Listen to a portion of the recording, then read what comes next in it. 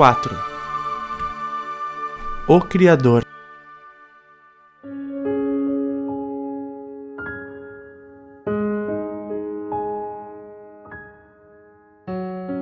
O meu companheiro estava falando a Kahan sobre a Bíblia e religião. Como eu não ouvi a resposta que Kahan dava para ele, fiquei curiosa sobre o assunto, pedi licença para falar e fiz esta pergunta. Kahan, vocês têm religião? Não temos necessidade de religião. Ele respondeu. E como conhecem a Deus? O Criador se manifesta pela própria criação. Ele não é conhecido através de livros ou religiões, e sim pelo que ele fez. Pela vida que deu a você e a mim.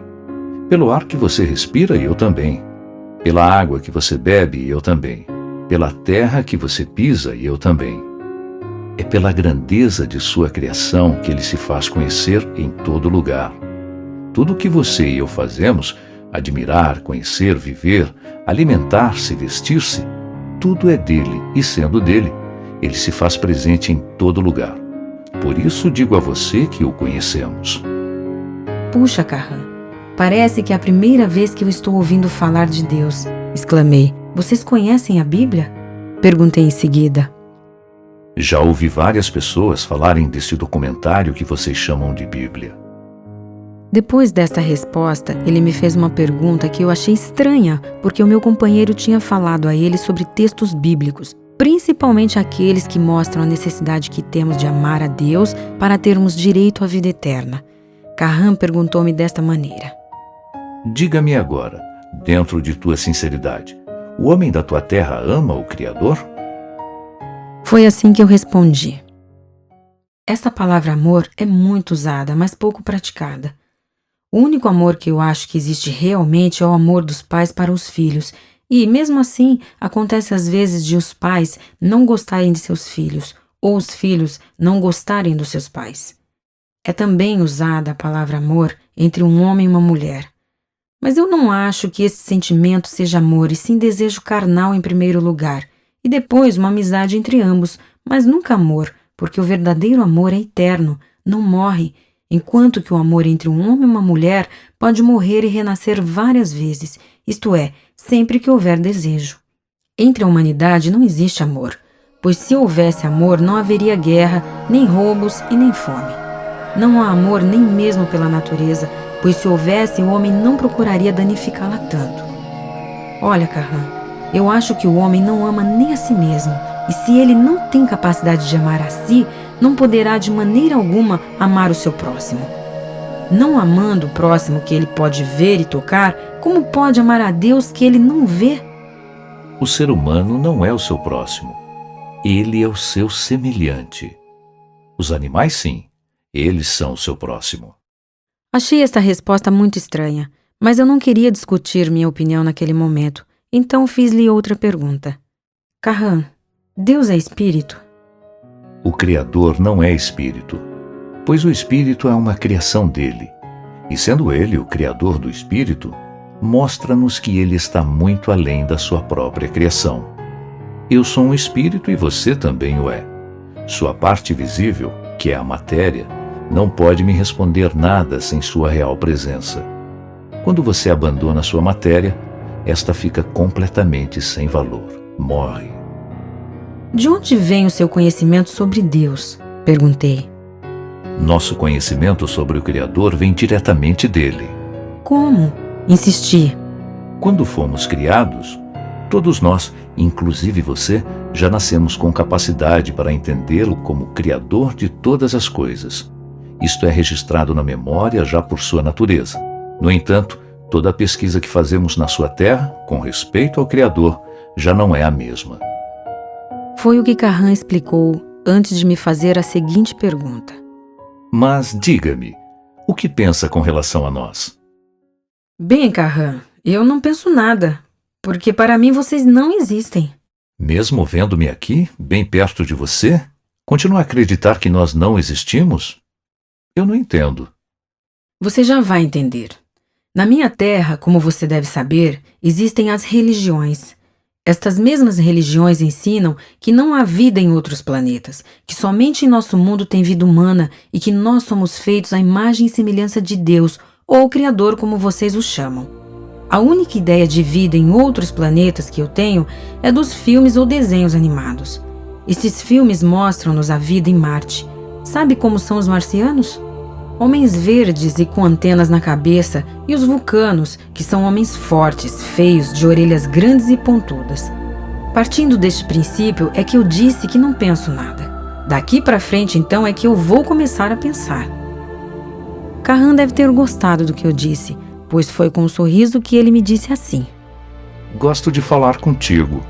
Tu não tentas mostrar um conhecimento que não tens, e isso é bom, pois no teu mundo a sinceridade não é comum a todos os humanos. Depois dessas palavras, ele voltou a falar com meu companheiro e eu fiquei a observar os seus gestos. Eram naturais, isto é, os movimentos de suas mãos, de suas pernas e até mesmo suas expressões faciais quando falavam eram iguaizinhos às nossas.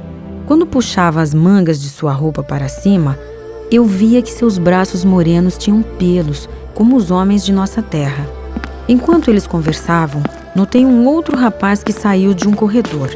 Assim que ele notou meu olhar curioso sobre sua pessoa, deu uma paradinha e, colocando as mãos para trás, fez-me um gesto com a cabeça que eu entendi perfeitamente ser um cumprimento. Em seguida, eu fiz o mesmo, retribuindo-lhe o cumprimento com um gesto. Creio que ele me entendeu, porque deu um leve sorriso e caminhou em direção ao aparelho redondo que estava naquela sala e que ficava sobre um outro aparelho semelhante a uma mesa. Ele apanhou uma vareta ou algo parecido, que era pequena e se esticava como se fosse uma antena de rádio. Com ela, ele mexeu no aparelho redondo, movimentando alguma coisa, e depois, acionando o aparelho que estava logo abaixo, ele começou a apertar alguns botões e ficou a olhar para aquele painel. Em seguida, foi para um outro aparelho, o maior daquela sala, e fez o mesmo processo, apertando vários botões e ficando logo após a olhar para um dos seus painéis. Ao terminar o que estava fazendo antes de se retirar, fez o mesmo gesto que havia feito antes, quando entrou na sala, e foi-se embora, voltando pelo mesmo corredor. Tudo aquilo para mim era muito interessante. Depois de fazer uma longa observação pela sala, uma outra coisa me chamou a atenção.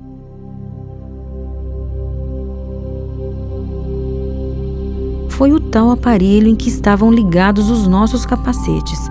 O modo como ele funcionava era realmente uma beleza e eu fiquei a olhar demoradamente. Quando meu companheiro falava, as pequenas lâmpadas de seu capacete acendiam-se durante o tempo exato em que a palavra era pronunciada. Assim que ele terminava de falar, as lâmpadas do capacete continuavam acesas, enquanto que no aparelho tradutor, as lâmpadas redondas acendiam-se e apagavam-se de cima para baixo com uma cor azul uniforme. Quando tudo estava completo e todas as lâmpadas apagadas, excetuando-se a lâmpada maior na frente do capacete, que ficava acesa durante todo o tempo, é que vinham as respostas nos fones. O mesmo processo ocorria quando Kahan falava, dando respostas ou perguntando alguma coisa. A única diferença estava no aparelho tradutor a que os capacetes eram ligados, pois quando ele falava, acendiam-se as lâmpadas quadradas. Parece que Kahan notou minha curiosidade, como também percebeu que eu não estava mais com medo. Fazendo sinal ao meu companheiro para que esperasse, ele dirigiu sua atenção para mim e perguntou: Está gostando do que vê? Não hesitei nem um pouco em dar-lhe minha resposta, dizendo que era lindo o que eu estava vendo e que eu estava realmente encantada com tudo aquilo. Então ele disse-me: Se todos agissem como você, teriam mais proveito com o nosso trabalho. Mas eu tomei um susto muito grande, comentei. E ele continuou a olhar-me e disse: Depois, nós vamos dar uma volta pela sala para que você possa ver melhor. Durante o tempo que estive na nave, vi apenas 4 homens e todos com essas descrições que eu relatei, completamente iguais. Porém, eu sabia perfeitamente distinguir entre um e outro.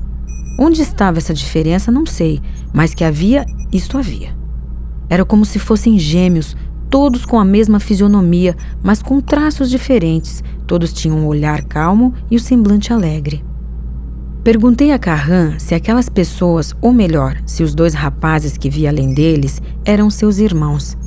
Ele respondeu-me que sim, embora não viessem da mesma mulher e do mesmo homem.